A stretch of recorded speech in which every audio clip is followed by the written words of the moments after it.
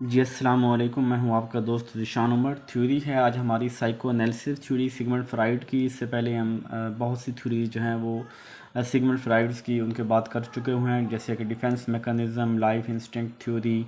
इसके अलावा उसकी पर्सनैलिटी जो स्टेजेस हैं, पर्सनैलिटी जो टाइप्स हैं। आज हम साइको एनालिसिस की बात करें। साइको एनालिसिस को साइको डायनामिक भी कहते हैं, साइको एनालिसिस साइकोथेरापी भी कहते हैं। जब इसी को हम अप्लाई कर रहे होते हैं किसी ह्यूमन बीइंग के ऊपर तो फिर हम साइकोथेरापी इसी को कह रहे होते हैं। इस थ्योरी के अंदर जो है ना वो सिगमंड फ्राइड जो इंसान की पर्सनैलिटी को तीन चीज़ों में, इंसान के माइंड को ना तीन पार्ट्स में डिवाइड कर रहा होता है। और एक को कह रहा होता है कॉन्शियस माइंड, अनकॉन्शियस या सबकॉन्शियस। ठीक है, ये स्टेट भी कह सकते हैं, माइंड भी कह सकते हैं। तो वो उसकी बात कर रहा होता है। और ये जो है ना ये हमारी इसके अंदर वो कहता है जो सबसे ज़्यादा फोकस है ना तीनों में, कॉन्शियस, सबकॉन्शियस, अनकॉन्शियस।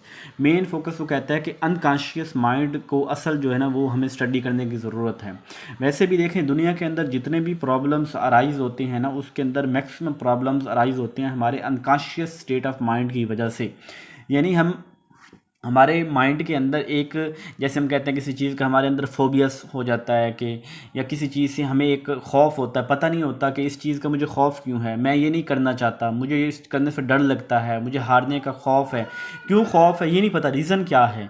यानी वो चीज़ें ये जो है ना वो सिगमंड फ्राइड इसके अंदर जो हमारी अनकॉन्शियस स्टेट है, जिस स्टेट से हम अवेयर नहीं हैं, जिसको हम जानते नहीं हैं, जो चीज़ें हमसे हो जाती हैं हमारे कंट्रोल में नहीं होती, ये उनकी बात करता है। और उन्हीं का फिर ट्रीटमेंट बताता है कि डिफरेंट साइकोथेरापी से हम जो है ना वो क्लाइंट से उसकी सारी पास्ट की हिस्ट्री जो है ना वो जज करके एट द एंड हम जो है ना वो ये जान सकते हैं कि इसके जो प्रॉब्लम्स क्या हैं और उसको कैसे सोल्यूशन। मैं इसको एग्जांपल से बताऊंगा तो आपको बहुत ज़बरदस्त तरीके से समझ आ जाएगी।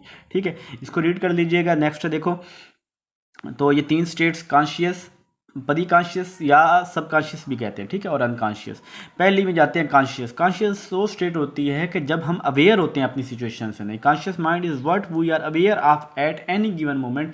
मतलब देखो, मैं मस्जिद से घर आ रहा हूँ और मुझे पता है कि मैं, अगर तो अपने इलाके में बंदा हो ना मस्जिद, तो फिर तो होता है कि वो अनकॉन्शियसली हम अपने ख्यालों में या मोबाइल में खोए हुए या कुछ और दुनिया में, और हमारे पाँव चल रहे हैं और हम घर पहुँच जाते हैं।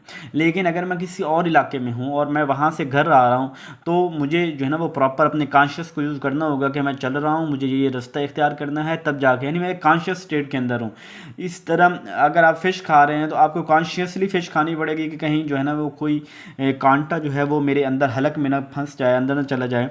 यानी ये वो स्टेट है कि जिसके अंदर हम अपने आप को अवेयर रखती हैं। या जैसे आप अगर ये बातें पढ़ रहे हैं तो आपको पता है कि आप सिगमंड फ्राइड की साइको एनालिसिस थ्योरी का जो कॉन्शियस माइंड की जो कॉन्शियस स्टेट है आप उसको पढ़ रहे हैं, तो इट मीन आप इस वक्त कॉन्शियस के अंदर हैं। ठीक है, ये दो तीन एग्जांपल मैंने आपको बता दी हैं। यानी इसको आप कह सकते हैं ना, जैसे चल रहे हैं या कोई आप साउंड सुन रहे हैं या कोई चीज़ ऑब्जर्व कर रहे हैं, एक्टिवली कोई चीज़ कर रहे हैं, माइंड का इस्तेमाल कर रहे हैं, तो वो हमारी कॉन्शियस स्टेट होगी।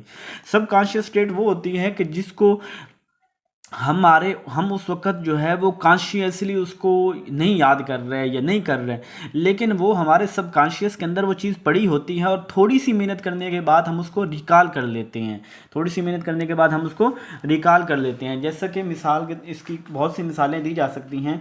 तो यहाँ पे मैं आपको ये मिसाल जो यहाँ पे लिखी हुई है कि अगर आपसे मैं पूछूँ कि आप अपना ये यहाँ पे अपने फ़ोन नंबर वाली बात तो हमारी कॉन्शियस की वो तो अनकॉन्शियस में भी हो सकता है ना। लेकिन अच्छा, मैं आपसे पूछता हूँ अपने फ़ोन नंबर बताएं, तो आप यकदम एक दफ़ा पहले दोबारा अपनी आपको कॉन्शियस स्टेट में लेके जाएंगे। यानी ये तो नहीं कि मैं पूछूं और आपकी ज़बान फौरी उगलने लग जाए, बल्कि एक दफ़ा आप चंद सेकंड के लिए या मिली सेकंड के लिए, नैनो सेकंड के लिए रुकेंगे। और रुकने के बाद आप अपने फिर रिवाइज़ करेंगे कि जी मेरा फ़लाँ नंबर मेरा फ़ोन नंबर है। या अगर आपको अपने पेरेंट्स का, अपने घर का नंबर याद है, कोई पूछता है, तो आप उसको बताने के लिए जो अपने स्टेट के अंदर, माइंड के अंदर जाते हैं और वहाँ से उसको आप लेके आते हैं। तो ये हमारी यानी होती है कि जिसके अंदर हम जो चीज़ें हमारे माइंड के अंदर पड़ी होती हैं और हम थोड़ी सी कोशिश करके उसको रिकॉल कर सकते हैं माइंड से, मेमोरीज से। जैसे आप पेपर के अंदर क्वेश्चन आते हैं तो आपके क्वेश्चन जो है ना वो सब कॉन्शियस में पड़े होते हैं, आप थोड़ी गौर व फिक्र करते हैं और वो क्वेश्चन आपको याद होना शुरू हो जाते हैं और आप लिखना शुरू कर देते हैं। तो ये कब सब कॉन्शियस स्टेट होंगी। इसके बाद अनकॉन्शियस स्टेट, जिसके ऊपर बहुत ज़्यादा फोकस होता है, ये बहुत ज़्यादा इंपॉर्टेंट है। इसके अंदर देखें कि मैं यहाँ पे जो मिसाल दी है वो ये दी है कि एक बंदा है, उसको ना पानी का बड़ा खौफ है। जब भी हम वो ना मतलब दरिया के किनारे जाते हैं तो उसे डर लगता है कि मैं कहीं गिर ना जाऊं और पता नहीं मेरे साथ जो है ना कुछ ऐसा हो ना जाए, तो वो पानी से बड़ा दूर भागता है, कश्ती के ऊपर सफ़र नहीं करता। अब हमने ये चीज़ें कि वो क्यों फ़ियर है इतना, क्यों पानी से इतना, क्यों वो पानी के किनारे जो है ना, वो दरिया के किनारे, समंदर के किनारे वो वहाँ पे नहीं खड़ा हो सकता, ये कौन सी चीज़ का फ़ियर है जो उसको इस तरफ ले। तो इसके लिए हम साइकोथेरापी करेंगे, इसके लिए हम उसके पास्ट के एक्सपीरियंसेस को जानेंगे और उस चीज़ को साइकोथेरापी से उस या उन बातों से हम उसकी वो उस फेयर को ख़त्म करेंगे। तो मतलब कोई ऐसी चीज़ जो हमारे अनकॉन्शियस माइंड के अंदर है, दिमाग के अंदर, लेकिन हमें पता कोई नहीं है कि क्यों है। किसी चीज़ का खौफ, जैसे हमारे बचपन में हमारे जो है ना वो माइंड के अंदर ना चुड़ैलों का खौफ डाल दिया जाता था, भूत का। अब आज भी अगर बच्चों का जो है ना वो उन्हें बताया जाए ना कि यहाँ भूत हैं या चुड़ैल हैं, बड़े बंदे, तो उनको डर लगेगा उस रास्ते से जाते हुए। हालांकि चाहे उसकी कोई रियलिटी ना हो, चाहे वो वहाँ एग्जिस्ट ना करते हो, लेकिन हमारे बचपन के अंदर, हमारे माइंड के अंदर एक चीज़ डाल दी गई कि वो जो जैसे न वक्त आ जाएगा, फलां आ जाएगा, बच्चों को हम डराते हैं। तो ये अनकॉन्शियसली उनके माइंड के अंदर चला जाता है और सारी लाइफ जो है ना वो डरते रहते हैं। बहुत कम होते हैं कि जो उस फेयर को ओवरकम कर लेते हैं अपने ऊपर मेहनत करने के बाद, ठीक है। तो ये अनकॉन्शियस होते हैं। साइकोएनालिसिस जो है ना वो एक कम्प्लेक्स और कम्प्रिहेंसिव थ्योरी है, मतलब साइकोलॉजी की इंपॉर्टेंट थ्योरी है, और इसी के ऊपर सारी मेहनत होती है किसी क्लाइंट को ठीक करने के लिए। इंसान के माइंड को समझना, बिहेवियर को समझा जाता है, और ये मॉडर्न साइकोलॉजी के अंदर इसका बहुत ज़्यादा इन्फ्लुएंस है। Continues to be used as treatment approach, ये जो बहुत सी दिमागी बीमारियों के क्योरमेंट के लिए, इलाज के लिए जो है वे इस्तेमाल होती है। ये था आज का लेक्चर। अगर अभी भी मिसालों की समझ नहीं आई, जो मैंने कोशिश तो की कि मैं आसान लफ्ज़ों में समझा सकूँ, तो आप फिर मुझसे पूछ लीजिएगा, बंदा खादिम आपको समझाने की हर मुमकिन कोशिश करूँगा। जज़ाकल्लाह।